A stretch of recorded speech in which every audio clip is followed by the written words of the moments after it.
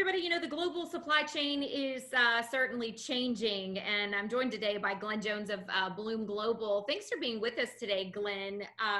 Let's just start off with, I think this is really an interesting conversation as the supply chain, as we know, has been changing rapidly.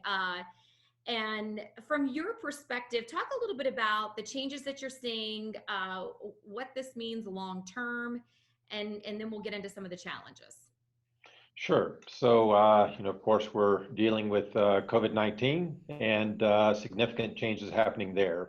The markets in China are opening back up, the manufacturing in China, and so they're starting to build goods, laptops, desktops, mobile phones, and where that would have normally come across the ocean and the ocean carriers would have been carrying the cargo, a lot of that, especially PPE, personal protection equipment, is being shipped via air to get it back into the US and European markets as quickly as possible.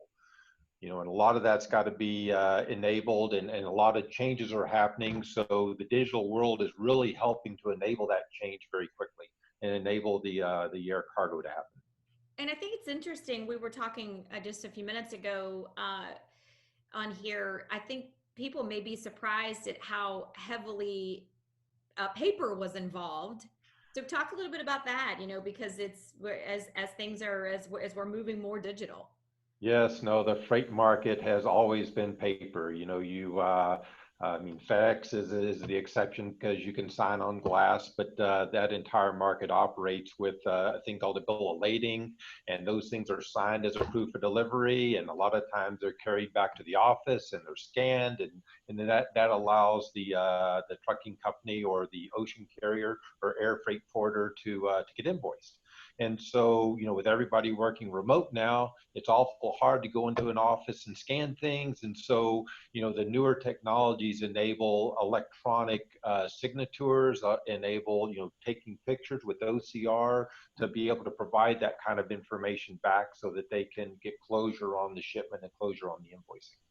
Very important to transition into a digital environment. And this has been a big push. We're seeing a lot of RFPs coming in right now for companies needing this kind of capability very quickly.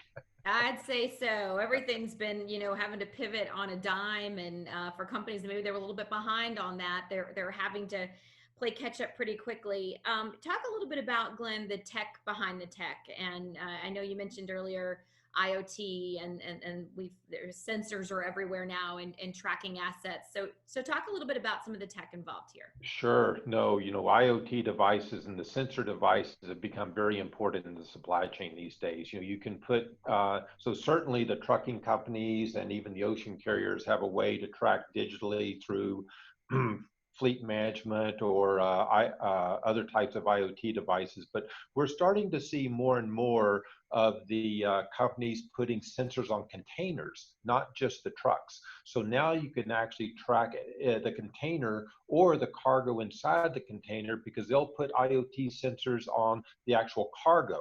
And now you can get the health of that cargo. If it's a reefer and you're shipping fish, then you will see what is the temperature, how much did it vary, did it stay within tolerance, and you can get alerts.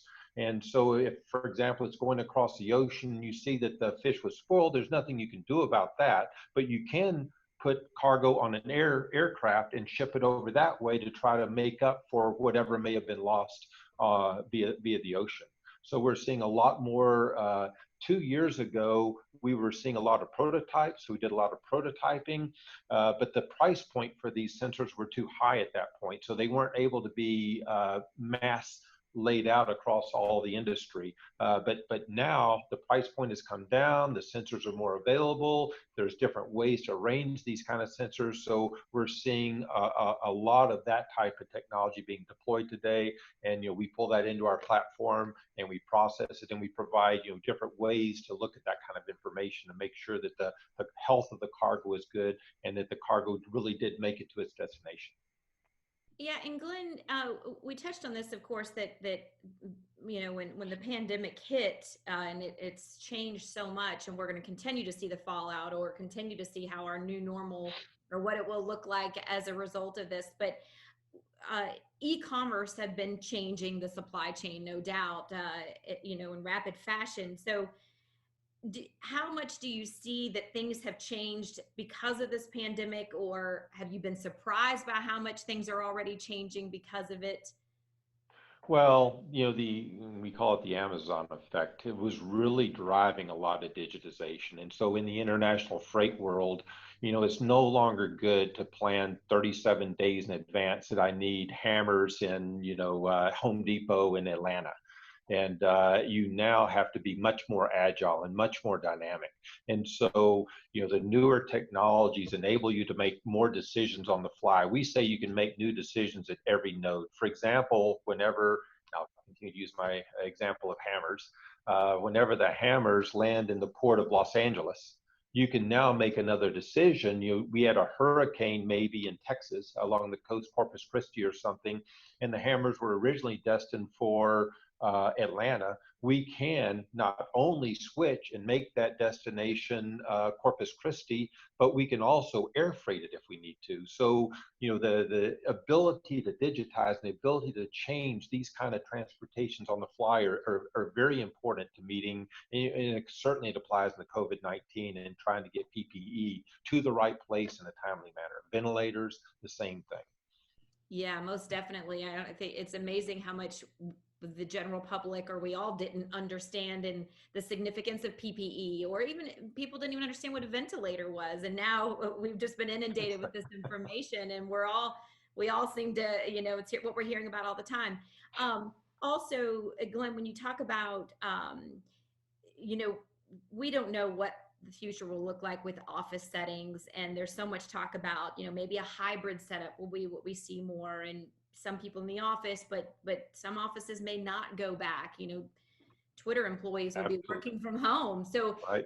how does that change? If you're looking 6 months to a year down the road, how does that change how you all go about your business in terms of, consulting and the global supply chain in general? How does that change things? Yeah, I mean, there's no question. It is.